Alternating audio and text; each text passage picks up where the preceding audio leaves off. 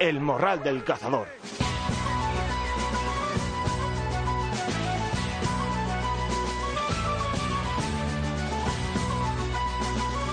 Muy buenas a todos, aquí estamos una semana más, amigos míos, seáis todos bienvenidos al Morral del Cazador. Soy Javier Pérez y como todas las semanas espero que disfrutéis escuchando el programa tanto como yo haciéndolo. Antes de hacer el repaso al contenido del programa, quería comentar un poco lo ocurrido esta semana respecto a las amenazas, insultos que ha recibido una señora que se llama Ana Belén Torres, una cazadora extremeña, que colgó en Facebook una foto de sus hijos con un jabalí que acababan de cazar y bueno, pues comenzó a recibir insultos y amenazas de parte de animalistas y las amenazas eran pues amenazas de muerte del estilo: maldita la hora en que tu padre arrojó mierda, maldita frustrada matando animales indefensos, o la vida de solo uno de esos animales que habéis masacrado valía más que la de todos vosotros juntos, sois escoria. Bueno, no nada que decir ante estas palabras, pero bueno, lo más grave y que ha puesto al colectivo cazador en pie fue el comentario de un tipo llamado Antonio de la Dueña Hermida y que hizo en referente a la foto de los niños y que decía: me encantaría que los dos niñatos fueran los que estuvieran ahí muertos en vez de los animales. Joderos. ¿Pero a dónde vamos a llegar? Pero yo es que no entiendo esta gente que se cree. ¿Y quién se cree? Por ahora el primer paso ya lo ha dado la ONC presentando la denuncia contra este personaje, pero yo también digo que la cantidad de organismos y asociaciones del mundo de la caza que existen, que únicamente la ONC se limite a denunciar y que los demás se dediquen únicamente a condenar y a sacar notas de prensa criticando la actuación de este tipo, pues me parece insuficiente. Pienso que tienen que dar un paso adelante y defender al cazador y defender lo nuestro. Pero bueno, y respecto al tipo de los insultos, pues se hace llamar animalista, pero más que animalista lo que es un animal. Con todos mis respetos hacia los animales, porque no tienen la culpa de que entre la especie humana pues haya gentuza de este tipo. Personas que desean la muerte de niños y personas no se merecen, para mí, ni el más mínimo respeto.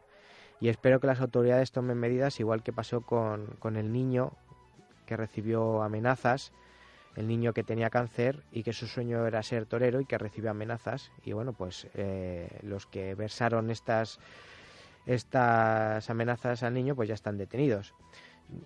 Yo digo que, bueno, tú puedes estar o no de acuerdo con los diferentes gustos de la gente, pero de ahí a insultar y amenazar por no pensar como tú, yo no entiendo, no lo entiendo. Este personaje realmente se está calificando él solito con estas declaraciones y solo una mente endemoniada y digna de estar en un manicomio es capaz de hacer unas declaraciones y amenazas de este tipo. Lo que no me entra en la cabeza es que ¿por qué no nos dejan tranquilos?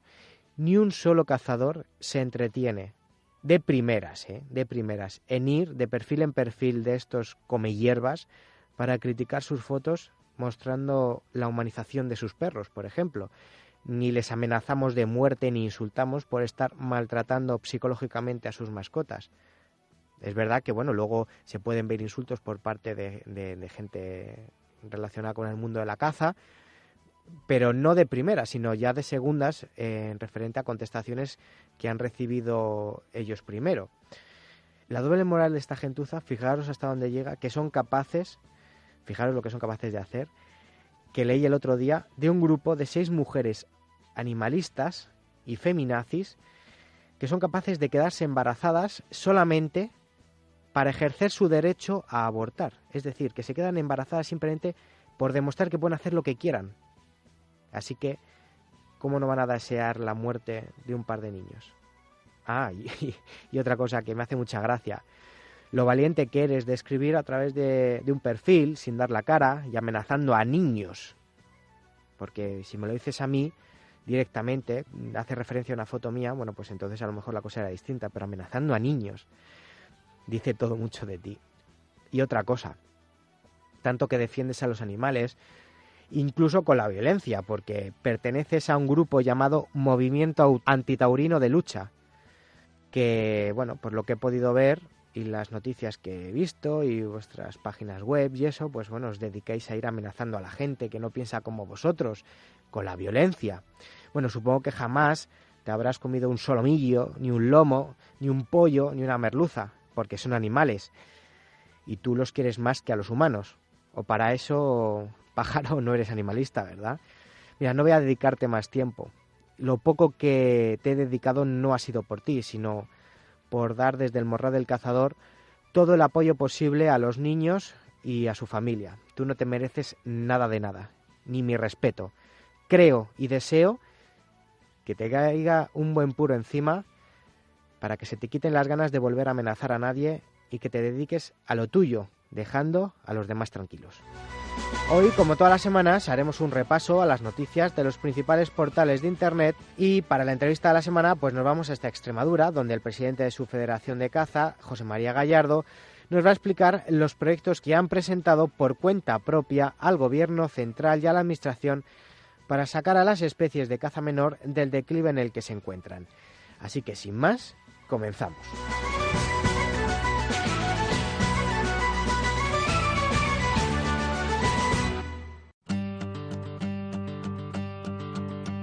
Y comenzamos el resumen de prensa, como todas las semanas, con el portal CazaWorld, donde podemos leer que la Junta de Andalucía resalta la importancia de la caza para el desarrollo económico rural. José Fiscal, consejero de Medio Ambiente de Andalucía, ha afirmado que la caza en esta comunidad es un instrumento para la conservación del medio natural y su desarrollo, por su repercusión económica y social en las zonas rurales. Lo hace tras reunirse con José María Mancheño, presidente de la Federación Andaluza de Caza, para abordar intereses comunes y cuestiones como el nuevo reglamento de caza. 5 coches se vieron inmersos en un espectacular accidente múltiple en la A8 a la altura de la localidad de Llanes. El causante fue un jabalí. El suceso afectó a los dos sentidos de circulación. 2 coches que circulaban en dirección Oviedo impactaron contra un jabalí que accedió a la vía. El impacto que el animal hizo que la defensa de uno de los coches cruzase la mediana, aterrizase en medio de la vía e hiciese pinchar a un vehículo que se desplazaba en dirección a Santander. El vehículo de asistencia que se desplazó a la zona para asistir al vehículo pinchado recibió un fuerte impacto por detrás por parte de un camión de gran tonelaje que circulaba por la vía, levantándole por encima del quitamiedos. La organización agraria UAGA ha exigido medidas contra los daños causados en Aragón por la fauna en los cultivos tras la alarma generalizada en la comunidad por los problemas generados por conejos, grullas, jabalíes, corzos, ciervos y cabras montesas en sembrados de cereal y en las praderas. Una de las medidas propuestas es autorizar el aumento de los cupos que se pueden cazar de algunas especies, el aumento de los días permitidos de caza, así como las batidas o resaques y autorizaciones extraordinarias. Un joven de 24 años se disparó accidentalmente en el pie mientras cazaba el pasado domingo en el término salmantino de Navasfrías. El suceso tuvo lugar poco después de la 1 de la tarde y el herido fue rápidamente trasladado en ambulancia al Hospital Complejo Asistencial de Salamanca. La Asociación de Cetreros Extremeños y la Federación Extremeña de Caza organizan el tercer campeonato de altanería de Extremadura que tendrá lugar durante los próximos 21 y 22 de enero en la localidad pacense de Llerena. Un total de 25 cetreros de nacionalidad española, portuguesa, holandesa y jordana participarán en esta prueba regida por las reglas del Sky Trail de la Federación Andaluza de Caza. De manera paralela, se realizarán actividades culturales con relación a la cetrería, declarada Patrimonio Inmaterial de la Humanidad por la UNESCO en 2010. Una becada llamada Bruja ha recorrido más de 6.000 kilómetros durante su migración invernal hacia el sudeste de Europa. El marcaje con emisor satélite y posterior seguimiento se engloba dentro del proyecto Scolopax Sin Fronteras, que desarrolla el Club de Cazadores de Becada.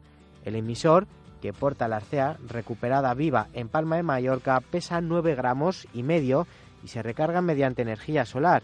La becada ha regresado a su punto de partida en Palma de Mallorca después de recorrer una distancia aproximadamente a los 6.000 kilómetros, los que fue seguida vía satélite. En este invierno es la primera que regresa a su origen y ha podido ser controlada prácticamente en la totalidad de su viaje, aunque la marca la continúa ostentando la llamada Navarra, que fue igualmente la primera becada, que fue seguida hasta Rusia y marchó y regresó hasta en 6 ocasiones. La Oficina Nacional de la Caza, la Conservación y el Desarrollo Rural ha emitido un comunicado en el que solicita la dimisión de la actual directora de SEO BirdLife, Asunción Ruiz. La ONC justifica la petición alegando que Ruiz es la máxima responsable de la deriva radical que ha tomado la sociedad ornitológica y que se centra en continuos ataques al sector de la caza.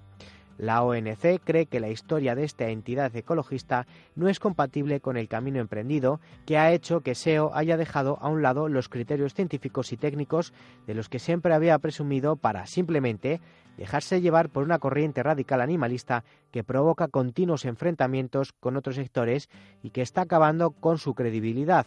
Esto es aún más grave en el caso de una organización que, como SEO, fue fundada por cazadores y que a día de hoy no responde a los principios con los que nació. Un hombre tendrá que pagar 1.440 euros de multa y acatar la inhabilitación para la caza durante 3 años por haberse descubierto en 2005 en un terreno de su propiedad un ejemplar inmaduro de Milano negro. El ave se encontraba atada por una pata en una finca ubicada en Lucena del Puerto y fue trasladada al Centro de Recuperación de Fauna Silvestre.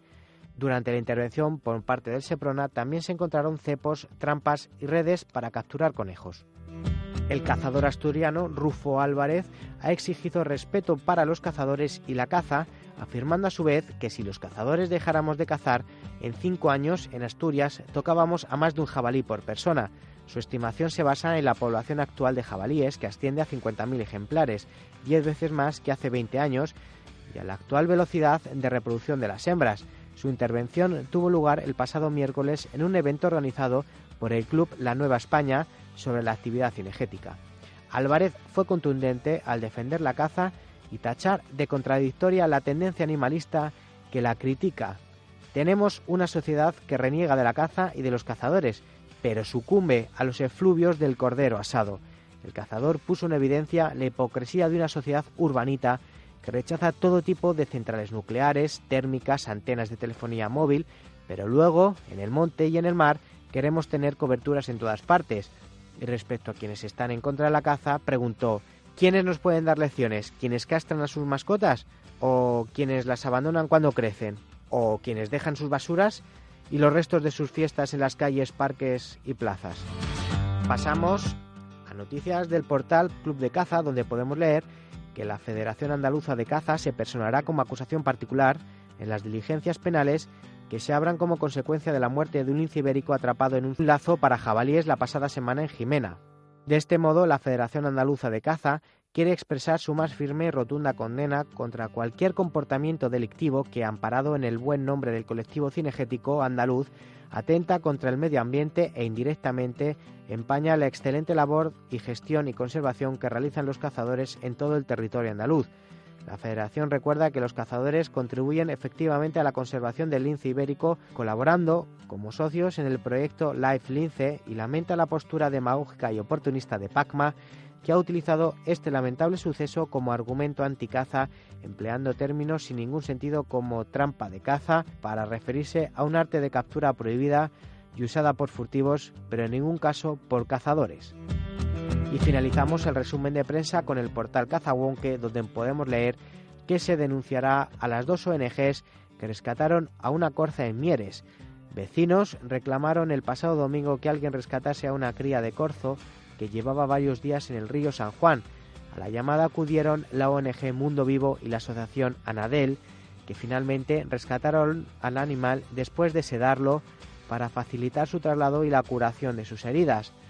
Pero esta actuación no ha sido del agrado de la Consejería de Medio Rural, que se ha puesto en contacto con ambos colectivos para pedir explicaciones sobre el tema. Tampoco les pareció correcta la actuación al Seprona ni a la Asociación Profesional de Vigilantes de Seguridad Privada de Asturias. El colectivo profesional anunció ayer su intención de denunciar ante la Dirección General de Recursos Naturales dicha actuación, así como a las personas que intervinieron. Para la Asociación Profesional de Vigilantes de Seguridad Privada de Asturias, se ha infringido la norma reguladora y el protocolo de captura de cérvidos, además de no contar con autorización previa de la autoridad competente.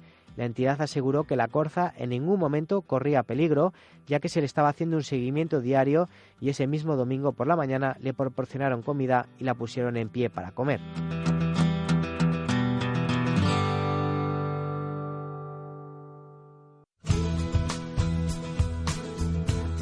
El tiempo. Y como todas las semanas, vamos con el espacio del tiempo de la mano de nuestro experto Enrique García. Muy buenas, Enrique. ¿Qué tal ha ido la semana? ¿Qué tal, Javi? ¿Cómo estás? Bueno, pues una semana en la que hemos tenido la primera ola de frío del invierno, esos días, estos últimos, en los que las temperaturas se han desplomado, ha hecho muchísimo frío en muchas zonas de nuestro país, pero la cosa ya está acabándose, vamos dando carpetazo, por lo menos a ese episodio de temperaturas tan bajas, ahora ya son más o menos adecuadas a la época del año, es decir, que estamos en enero, sigue haciendo frío, pero ya digo, no es tan intenso como en jornadas anteriores. De hecho, hoy viernes, pues teníamos algunas heladas en la mitad norte peninsular, la cordillera Cantábrica, los Pirineos, algún punto del sistema ibérico, algunas heladas fuertes, quiero decir, pero en general, ya digo, poco tienen que ver con las de hace un par de días o 3 jornadas. Una jornada marcada por la inestabilidad en el este peninsular, hablamos de nuevo de nieve, ha sido una semana de nieves en el sureste, unas nevadas que hoy van a caer sobre todo en el interior de Castellón y de Valencia, donde hay avisos rojos, también avisos naranjas en este caso en Teruel, Cuenca, Albacete, en el noroeste de Murcia, en el norte de Almería, hablamos de espesores que van a ir de 7 a 35 centímetros, depende de la zona.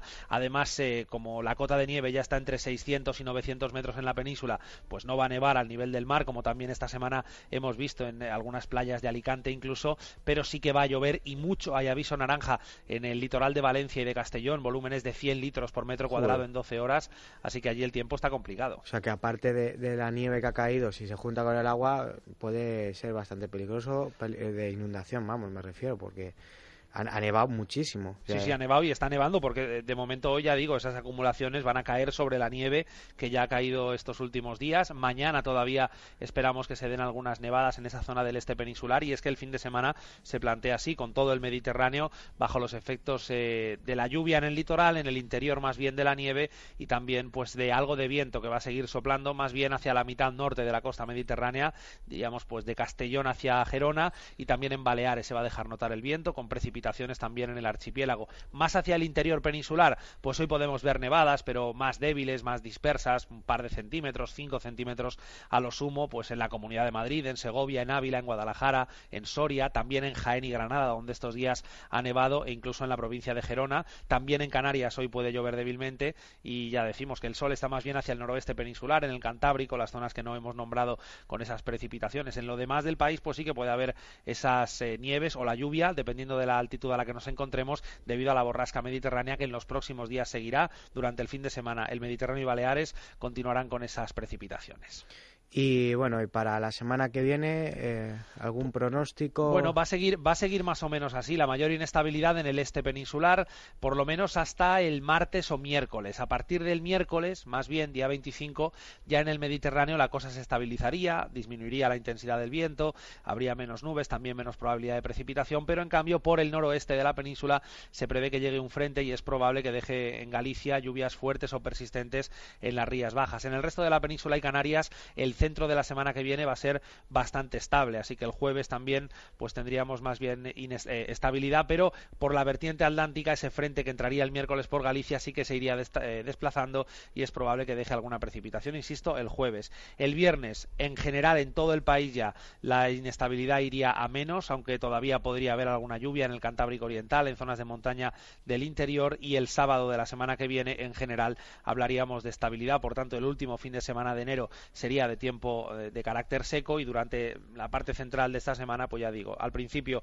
más lluvias por el este, durante los días centrales más por el noroeste, que también podrían afectar a otros puntos de la mitad oeste de la península. Y en cuanto a las temperaturas, en general van a ir subiendo ya este fin de semana, y durante gran parte de la semana que viene irán sin cambios, por tanto, bueno, adecuadas para la época del año, más frío por la noche, durante el día pues en algunas zonas algo más llevaderas, pero este frío tan intenso que hemos tenido últimamente pues ya se marcha. ¿Qué se tiene que dar para que nieve, por ejemplo, a nivel del mar en el Mediterráneo? Porque, bueno, en el norte, pues en San Sebastián, en Gijón, todos los años raro es el día a lo mejor el que no se ve un poco de nieve caer y tal, pero en el Mediterráneo es algo, por ejemplo, pues en Torrevieja hacía 103 años que no nevaba, o en Denia, o la nevada que ha quedado en la Sierra de Grazalema, en Cádiz, que ha sido increíble, o sea que... Bueno, aquí el factor determinante es el aire frío que haya en altura, porque si por mucho viento de levante que entre, que es un viento siempre de origen marítimo, húmedo, que aporta pues un mayor desarrollo a las nubes y que hace que la precipitación pueda ser intensa, por sí solo ese viento de levante, por muy invierno que sea, no puede hacer que haya nieve. El aire frío en altura es lo que marca esa situación. Hemos tenido, lo decíamos al principio de la semana que viene, la entrada de ese aire frío del nordeste de Europa, un aire seco, continental, que se ha quedado sobre nosotros. A medida que esa masa de aire frío se consolidaba sobre la península, se formaba una pequeña baja térmica, una borrasca en la zona del Mediterráneo, y la posición de esa borrasca en el norte de África, en la costa norte del continente africano, ya sabéis que las borrascas giran en sentido antihorario, al contrario de las agujas del reloj, pues si os imagináis la imagen de la borrasca girando en esa zona del norte de África, todos los vientos que metía hacia la península eran de origen marítimo. Claro, esos vientos húmedos con la nubosidad propia de la borrasca y el aire frío en altura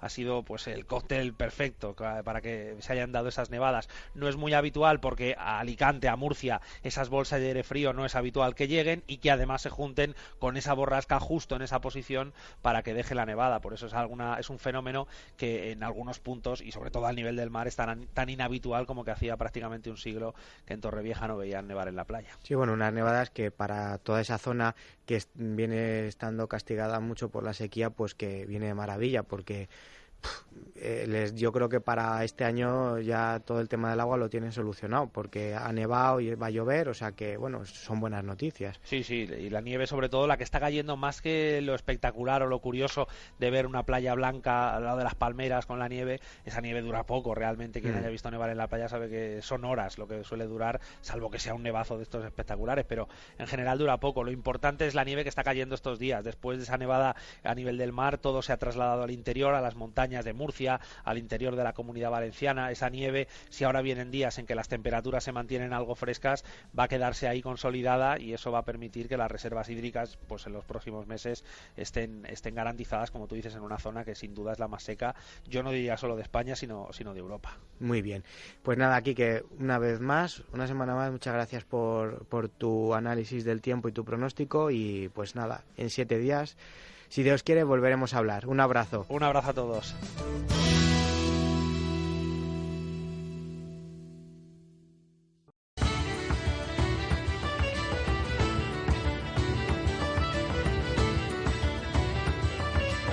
Pues en los primeros programas del Morral del Cazador tuvimos con nosotros a Jesús Esteban Domínguez, de Navalmoral de la Mata, cazador extremeño, que nos puso al día del inicio de temporada en dicha comunidad, de la situación tan crítica por la que estaba atravesando la menor en Extremadura, y que había que empezar a hacer algo ya, porque las poblaciones iban a menos a pasos agigantados. Bien, pues la semana pasada la Federación Extremeña daba la voz de alarma y presentó 2 proyectos para la recuperación de las poblaciones de caza menor. La iniciativa para mí es de 10. Y para explicarnos en qué consisten estos proyectos, pues tenemos con nosotros ya al presidente de la Federación Extremeña de Caza, don José María Gallardo. Muy buenas, ¿qué tal vamos? Pues muy buenas, aquí andamos luchando por esta caza, que está bastante complicada, pero bueno, ilusionado y con fuerza. De eso se trata. En primer lugar, gracias por haber querido estar aquí en el Morral del Cazador. Y nada, pues la situación por la que atraviesa la caza menor en Extremadura, aparte de los comentarios que habrán llegado hasta tus oídos como presidente, tú eres testigo también, porque supongo que cazarás por allí. Por supuesto, hombre, faltaría más. Cazador de toda la vida, de tradición familiar, y que cada momento que podemos y que tenemos libre, pues lo pasamos en el campo, sea cazando, sea gestionando, sea con los perros, con la familia, ahí estamos en el campo. Por lo tanto, conocemos de primera mano la situación de la caza en Extremadura y del campo en general. Claro, de ahí el que hayáis empezado a mover. Por supuesto, la verdad es que la situación de la caza en Extremadura la llevamos denunciando desde hace ya varios años. Recogimos hace 3 años más de 10.000 firmas para la recuperación de la caza menor, donde la Federación presentó un proyecto con una serie de medidas a la Administración. A partir de esas firmas que se recogieron y de la presión que empezamos a hacer, de un movimiento que se creó, que nos recorrimos Extremadura, pues poniendo en alza nuestras reivindicaciones, desde la Administración se tomaron, bueno, pues ciertas medidas que yo creo que eran muy buenas para la caza menor. Se amplió la caza de zorros con perros en madrigueras en un mes, se amplió la caza de batidas de zorros, se dio manga ancha al control de jabalíes en zonas no tradicionales de caza mayor y en zonas de cultivos o zonas eminentemente ganaderas. Es decir, que se empezó a tomar una concienciación de que desde la Administración de que se hacía algo o esto se nos iba a pique. Estas medidas que llevan aplicándose 3 años, pues hemos visto que son positivas, pero que hace falta mucho más. Exacto. Y por eso habéis presentado estos 2 proyectos nuevos, ¿no? Efectivamente, un proyecto lo hemos presentado a nivel autonómico, es un grupo operativo de innovación, se trata de unir a los sectores, a los actores principales del campo. En esta ocasión el proyecto está solicitado junto con GDESA, AGEDRES, que es la Asociación de Gestores de la dehesa extremeña y la Federación Extremeña de Caza. Y son proyectos para transponer la investigación que existe, pues hacer una transposición al campo. En otros países como Inglaterra, a través de la Game and Wildlife Conservation Trust, se vienen aplicando pues esta serie de medidas en las campiñas inglesas, que pueden ser muy similares a grandes zonas de cultivos que existen en España y por supuesto en las campiñas, por ejemplo, extremeñas, ¿no? Como sabíamos que funcionaban, que llevan trabajando décadas allí en Inglaterra, y aquí en España carecemos de esa investigación aplicada que existe allí, pues nos decidimos remangar, ponernos manos a la obra y presentar un proyecto pues basado en lo que ya se estaba haciendo allí en Inglaterra y teniendo en cuenta pues una amplia bibliografía que existe al respecto. Y por eso presentamos en Extremadura junto a GEDREX pues este interesante proyecto. ¿En qué consiste el proyecto? Pues es muy amplio. Somos conocedores del problema que existe con la caza menor, ¿no, Javier? El problema de la misomatosis, de la neumonía hemorrágica vírica para el conejo, desaparición de muchas poblaciones tradicionales de conejos y como consecuencia pues aumento de la depredación o presión cinegética sobre otras especies como la liebre y la perdiz, pérdida de hábitat, falta de control de predadores en muchos de nuestros cotos, ausencia de guarderías. Bueno, pues sabiendo todos los problemas que existen, ¿en qué podemos influir? Porque evidentemente para una federación o para una administración incluso abordar con solvencia el tema de una vacuna, el tema de las enfermedades, pues se nos queda muy, muy, muy grande, porque es un problema muy complejo, con el cual solo podrían abordar pues grandes empresas farmacéuticas, ¿no? Que sacaran una vacuna a la cual estuvieran interesados y les resultara económicamente interesante. No, claro, si el problema de la hemorrágica, por ejemplo, es que pueden sacar una vacuna, pero a lo mejor a los 2 o 3 años vuelve a mutar, por lo cual tienen que volver a hacer un estudio. Así que es la historia de nunca acabar. O sea, ahora ya hay 2 vacunas. La primera hemorragia que salió y ahora hay otra. Entonces ahora cada vez que alguien quiere repoblar conejos o alguien que quiere vacunar a sus conejos, pues a lo mejor pide permiso para bichearlos y sacarlos y volverlos a meter una vez vacunados, pero tiene que ponerle 2 vacunas. Muy bien, pero a lo mejor dentro de 3 años el problema es que hay que sacar otra vacuna para la hemorrágica porque ha mutado el virus y no sirve de nada. Entonces, claro, y además que son vacunas que no te inmunizan al conejo para siempre, que solamente tiene pues una indicación de unos meses, ¿no? De 6, 9 meses, y luego el conejo queda totalmente descubierto, ¿no? Por lo tanto, son de dudosa eficacia, ¿no? Aquí en Extremadura el año pasado, 2016, realizamos el primer Congreso Ibérico de Caza y Conservación, que este año 2017 pues tendrá lugar en Évora, en Portugal, y en 2018 volverá aquí a Extremadura. Y traímos a los mejores investigadores que existen al respecto. Había algunos investigadores como Francisco Parra de la Universidad de Oviedo, que era proclive a vacunar, pero había otros investigadores como el autor del milagro de Melonares, pues decían que lo mejor era no vacunar, ¿no? Y centrarnos en núcleos de cría de alta densidad. Es decir, que ni siquiera entre los mejores investigadores se ponen de acuerdo. Entonces nosotros teníamos claro que en ese juego no podíamos entrar, porque ya se habían dedicado bastante tiempo, bastantes recursos, y no había servido en principio para nada. Y pensamos en qué podemos actuar que esté a nuestro alcance y que veamos que es un problema real y efectivo de la caza.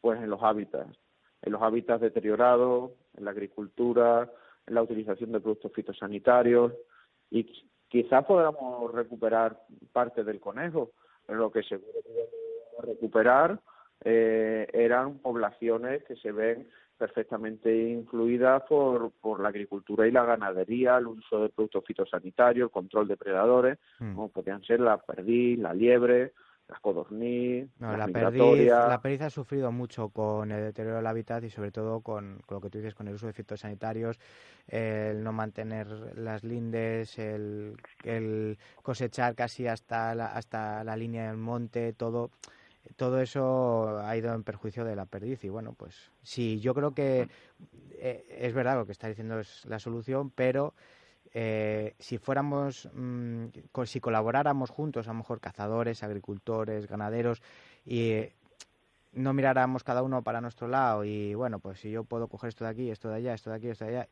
entonces yo creo que juntándonos y hablando las cosas y llegando a un entendimiento, pues yo creo que sería una posible solución también. Claro, es complicado porque los agricultores y los ganaderos pues también se ven apretados, obligados por las políticas agrarias comunitarias. Es decir, no puedes dejar un terreno sin cultivar porque ya te lo declaran como superficie pues no cultivable, no recibes primas por eso. No recibes la subvención de la PAC, todo, claro. Claro, tienen un sistema productivo pues que está muy ajustado, ¿no? Por lo tanto, nosotros también lo que pretendemos con este proyecto es sembrar unas bases para la futura política agraria comunitaria del 2020 y decirle, bueno, señores, aquí tenemos esto, esto ha funcionado, incorpórenlo ustedes a la política agraria comunitaria como está en otros países. Sí que es cierto que ya hay algunas cuestiones que se han implantado en este último horizonte 14-20, como son las superficies estas de interés ecológico, que para los agricultores que tienen más de X hectáreas pues tienen que dejar un tercio o un 15%, no me acuerdo ahora mismo, ¿no?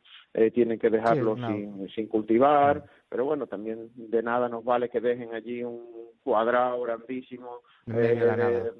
En medio de la nada de pasto, cuando quizás lo más lógico era pues esa superficie de interés ecológico, dejarlos en linderos, en franjas de no cultivos, en fin, en Bittelbank, en cosas que realmente sirvan para que críe toda la fauna menor. Esto estamos hablando de un proyecto ecológico y agroambiental, no de un proyecto cinegético, porque aquí se vería pues toda la fauna menor, los invertebrados se verían beneficiados de ello, ayudando a regenerar esa biodiversidad que ha caracterizado siempre a los cotos, ¿no? Y a las superficies tradicionales agrícolas. Eso es lo que se trata, ¿no? Valorar y cuantificar pues las cargas ganaderas existentes, controlar las existencias antes del inicio del proyecto, como a lo largo de todo el proyecto, porque esto va a ser una elaboración de unos censos previos, un proyecto de 3 años y ver al final de los 3 años cómo se actúa. Lo que se pretende es hacer un proyecto piloto donde puedan ir a visitarlo los cotos, donde vean que haciendo una buena gestión pues se puede recuperar. Eso es de lo que se trata, evidentemente. No tenemos nuestra posibilidad abarcar miles y miles de hectáreas en Extremadura, pero sí hacer un proyecto muy bonito en una zona con un hábitat muy heterogénea, donde existen olivar, donde existe viña, donde existe cereal, donde existe retama, donde existe un poquito de monte. Son unas 700 hectáreas, la finca que vamos a contar con la colaboración, y esperemos que salga adelante. ¿Tú Y crees que que nos lo puede apruebe tener la Junta de éxito? Extremadura. ¿Tú crees Lo que puede? primero que nos lo tiene que aprobar es la Junta de Extremadura. Ya.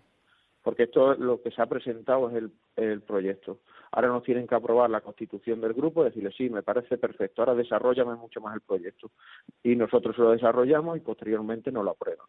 Es decir, que esto es bastante complicado, son proyectos con financiación europea y donde no te ponen nada fácil, ¿no? Pero sin ninguna duda, donde hemos presentado uno de los proyectos más ambiciosos y más competitivos, donde hemos contado con decenas de avales, de medios de comunicación, de sociedades, de orgánicas privadas, de empresas de la carne, de empresas de caza menor, es decir, un proyecto bastante sólido, ¿no? Donde se tratará pues de dejar franjas de siembra en esa finca, de minimizar el uso de productos fitosanitarios, o por lo menos de los que sean altamente residuales, de no utilizar semillas blindadas, de fomentar la rotación trienal de barbecho, favoreciendo la creación de mosaicos vegetales, que es importantísimo. La mayor pérdida de crías de un año se produce justamente en las cosechas, cuando hay una alteración del hábitat muy agresiva de un día para otro. Es cuando se producen la mayor pérdida de efectivos por la depredación, ¿no? Por lo tanto, tener un hábitat homogéneo donde no se produzca esa pérdida de hábitat de un día para otro, con una creación de mosaicos vegetales que puedan servir de refugio, pues muy importante, ¿no? Luego realizar tratamientos fosfóricos para tener unos pastos pues mucho más ricos, que duren más a lo largo de todo el verano, que no se sientan desprotegidas las especies de menor. Bueno, que tengan protección. Sí, claro, podría estar aquí diciendo pues muchísimas cosas de las que vamos a hacer, ¿no? Mejorar la vegetación de ribera, los manantiales, comederos, bebederos, control de predadores, en fin. Cuestiones que sí que quizás se hayan venido aplicando de forma puntual, ahora aquí hacemos esto, ahora aquí hacemos lo otro, pero un proyecto tan ambicioso y tan bien coordinado, pues creo que nunca se ha hecho en España.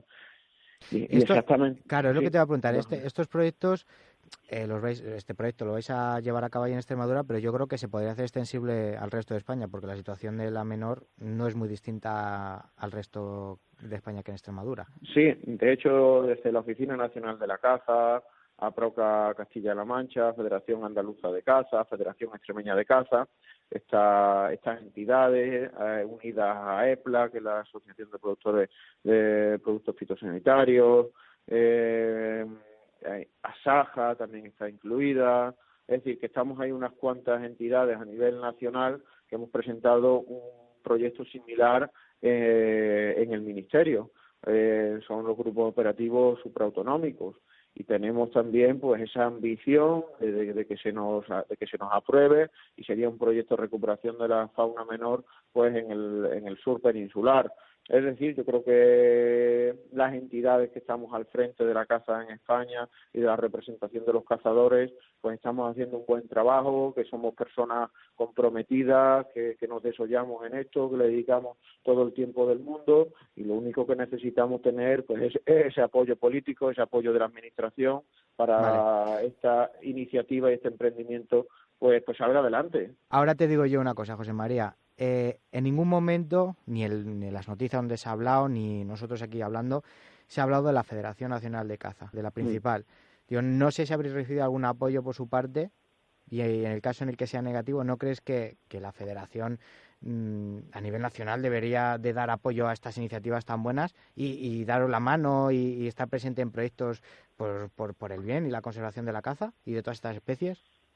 Bueno, pues la verdad es que la situación de la Federación Española pues dista mucho de lo que debería ser ideal o idóneo para la caza en España, ¿no? Estamos ante una Federación Española totalmente inerte, Totalmente. que no hace nada. Y es que si no es por, bueno, por alguna federación que como vosotros, o la andaluza, o la valenciana, o la riojana, que se mueven un poco, y las sociedades locales de caza, es que esto se iría al garete seguro. Pues sí, la verdad es que sí que a nivel autonómico y a través de la Oficina Nacional de la Caza, que nos ha dado el soporte nacional y europeo, pues sí que estamos ahí un grupo de personas bastante comprometidas con la caza, con los cazadores, y que nos está saliendo todo esto de nuestro pellejo, de nuestro tiempo, de nuestra familia, pero que es imprescindible, que no podemos parar porque una federación española esté Empantanada. Empantanada, efectivamente, en procesos electorales, en reclamaciones, en cuestiones únicas y exclusivamente políticas, y nosotros pues tenemos que seguir nuestro camino, que es el de la defensa de la caza, de los cazadores, de nuestros derechos ante las reclamaciones ecologistas, ante los numerosos ataques que tenemos, ante los problemas de la caza menor, de los problemas de la caza mayor con la tuberculosis, es decir, es que tenemos con los problemas de la Directiva Europea de Armas, con los problemas con el uso del plomo. Son todo tenemos trabas. Tantísimos problemas todas las semanas encima de la mesa que sinceramente, no nos da tiempo a pensar en unos o en otros. Los que quieran trabajar aquí tienen el tajo. Eso y a tirar para adelante. Eso es. Y claro, hablabas tú ahora entre los problemas, el tema de los animalistas, que bueno, ellos no son conscientes de la labor que realizamos nosotros, porque o de la labor nuestra y de la labor de proyectos como el que estáis elaborando vosotros o como el que queréis elaborar para favorecer a la fauna menor, que es la base de la cadena alimentaria de animales tan importantes para España como son los linces, águilas reales y búhos, por ejemplo. Ellos no son conscientes de eso, ellos solamente son conscientes de la caza es mala, la caza sois unos asesinos, la caza es lo peor, pero lo único que hacen es poner trabas, pero no ven todo el trabajo que llevamos nosotros detrás, que no solamente es para que haya caza y que nosotros podamos cazar, sino para que todo el mundo se pueda beneficiar de ello, incluidos animales. Bueno, vamos a ver, aquí entramos en otro problema bastante grande, que es lo que los ecologistas pueden opinar de nosotros de ellos, o ellos de nuestra actividad, o nosotros de la actividad pues tan susceptible de opinar que ellos realizan, ¿no? Desde luego yo creo que uno de los problemas del ecologismo que existe ahora es que no se preocupan realmente por la fauna, por los problemas que tienen, por recuperarlo, por realizar un buen trabajo, y que se han politizado en exceso. Yo creo que la prohibición de la caza o de alguna determinada especie no responde a criterios técnicos o científicos, sino que responde a criterios políticos, o que responde a criterios, digamos, de superioridad, ¿no? De la banalidad, es decir, lo éticamente correcto es lo que nosotros hacemos y vosotros os vais a someter a lo que nosotros os digamos. Yo siempre me gusta poner a grandes pensadores, a personas ilustradas que podrán aportar mucho más de lo que yo pueda aportar o de lo que pueda aportar un ecologista, ¿no? Un gran filósofo escocés, Adam Smith, conocido ampliamente, pues atacaba a estos ecologistas, decía que eran pequeñas sectas rigurosas y antisociales que disipan fácilmente en la mayoría del pueblo su humor melancólico y apagado, que casi siempre es el caldo de cultivo de la superstición y el fanatismo. Definía así a los ecologistas, a estas pequeñas sectas antisociales, porque van en contra de todo lo tradicional, van en contra del pueblo, se creen moralmente superiores. Y con la razón de todo. Efectivamente, y continuamente nos atacan. Una periodista anglosajona, pues también muy conocida, Lionel Shiver, recordaban el Wall Street Journal respecto a la prohibición de la caza del zorro en Inglaterra por parte de los ecologistas, que lo consiguieron, que luego, bueno, se le dio otra vuelta a tuerca, que dice que no tratan de hacer el bien, sino de pretender hacerlo y de decirle a los moralmente inferiores lo que pueden o no pueden disfrutar. Claro. Decía Lionel Shiver que la prohibición de la caza trata de la vanidad, no trata de hacer el bien o el mal, sino trata de la vanidad. Entonces, bueno, pues hay tanta gente, tantos investigadores, filósofos, opinando, porque esto del ecologismo no es nada nuevo. A mí me sorprendía cuando un compañero de caza me enviaba un artículo del periódico ABC de los años 40, 60, 40 o 60, por ahí, era muy antiguo, donde ya existía cierto movimiento ecologista anticaza, y me sorprendía cómo ese periodista, en un medio como era el ABC y más antes que ahora, pues hacía lobby del ecologismo anticaza, y sinceramente me sorprendió mucho. Por lo tanto, existieron, existen y existirán. Lo que tenemos que estar es al otro lado, entidades fuertes, solventes, serias, que no permitan que estos grupúsculos, que estas gentucillas, pues nos ataque directamente, que se preocupen de su trabajo, que se preocupen del ecologismo real, de defender a las especies, de buscarles soluciones y alternativas, y no de tener su caballo de batalla centrado en los cazadores, en las jornadas de veda, en las su mentalidad especies. está solo el prohibir, nada más. Prohibir, nada más, no existe otra palabra.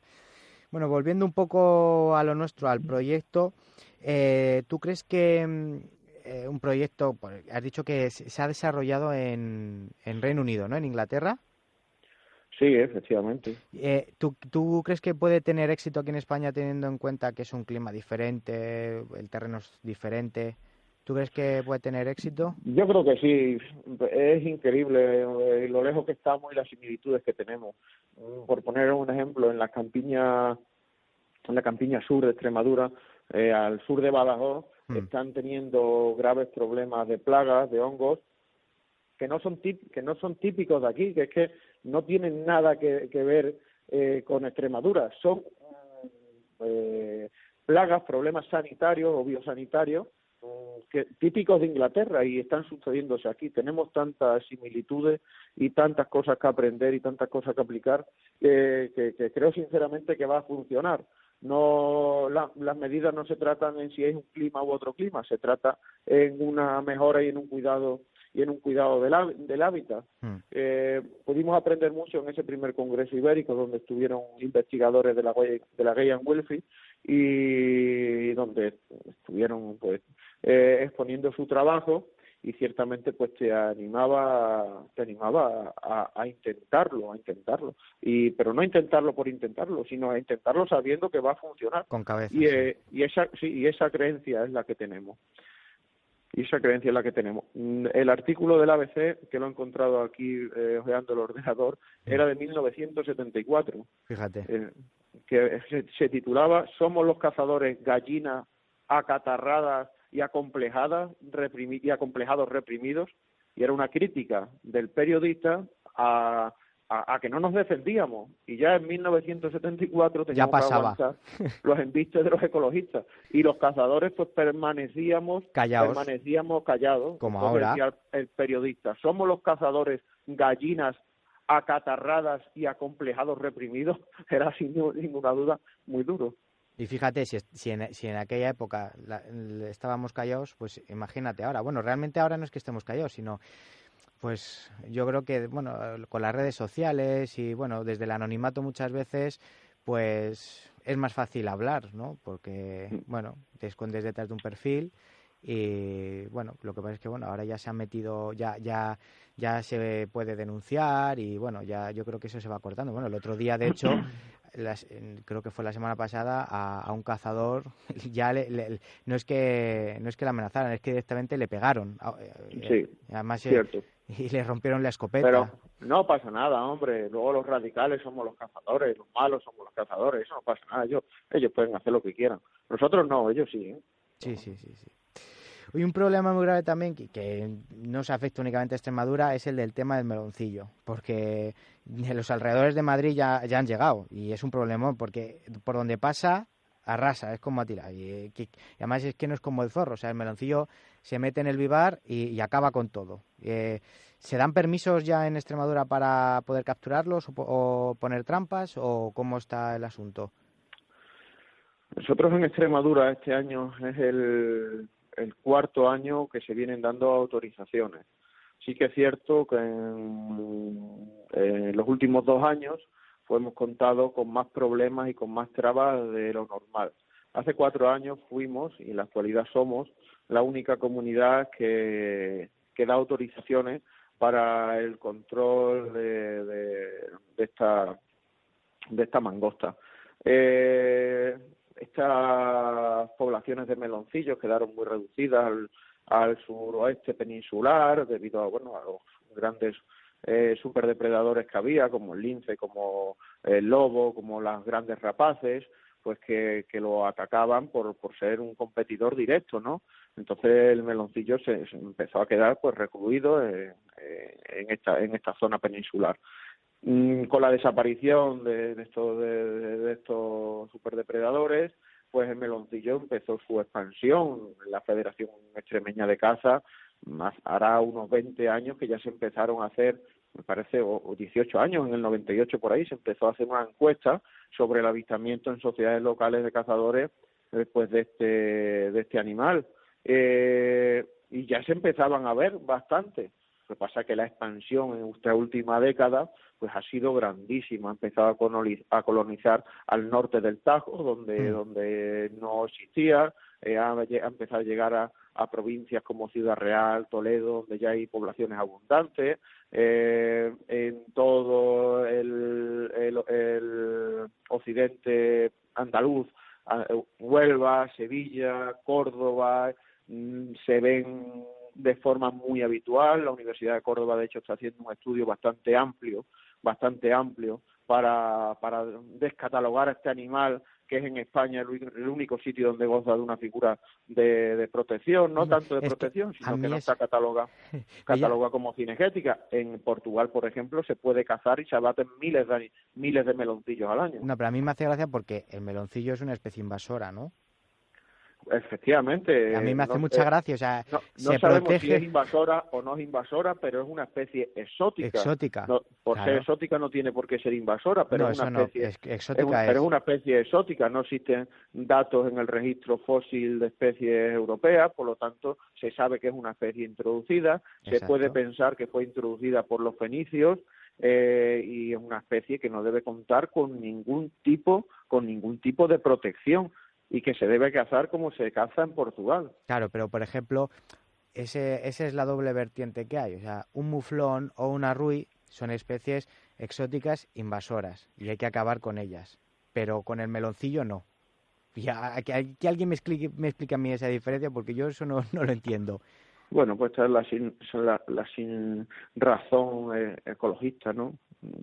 Que es ataque frontal al mundo cinegético, que se centran única y exclusivamente, esta es una especie de caza, los cazadores, venga, a acabar con ella.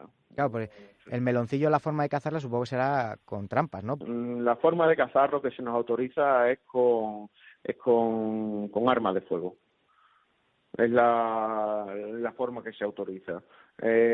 Ojalá se autorizara las jaulas trampas, pero las jaulas trampas no están homologadas, no son métodos de control selectivo, y ahora mismo el control de predadores con trampas pues está muy regulado, excesivamente regulado.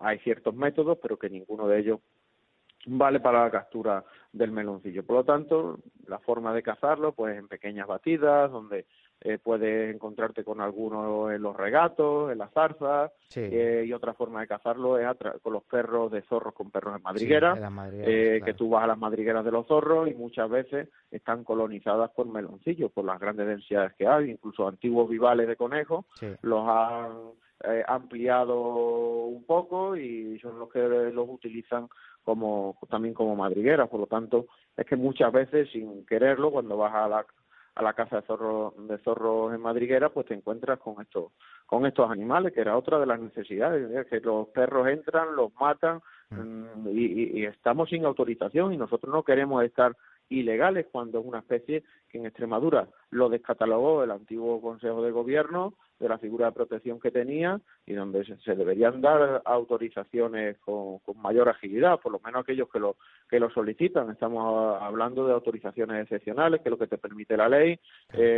Son más de 3.000 cotos en Extremadura y lo vienen solicitando unos 30 o 40 cotos. Es que se les deberían dar al día siguiente de haberlo solicitado, y no que están solicitados desde agosto y se están dando ahora a mediados de enero con una fecha límite del 28 de febrero. Claro, fíjate, que me parece absurdo. Nada, cerrada la temporada, especie cinegética, pues fuera, ya está, claro. Pues sí, señor.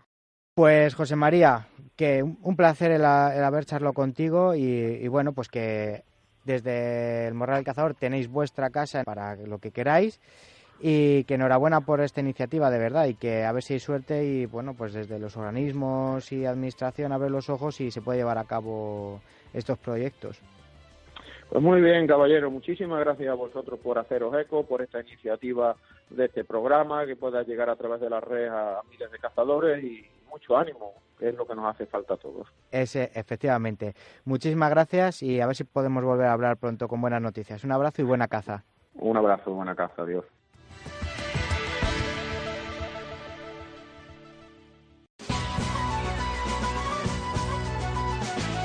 Pues hasta aquí hemos llegado, amigos, un programa más, y cada vez escuchándonos más cazadores, y yo cada día con más ganas de acercaros la caza hasta vuestra casa, hasta vuestro lugar de trabajo o donde queréis que nos escucháis.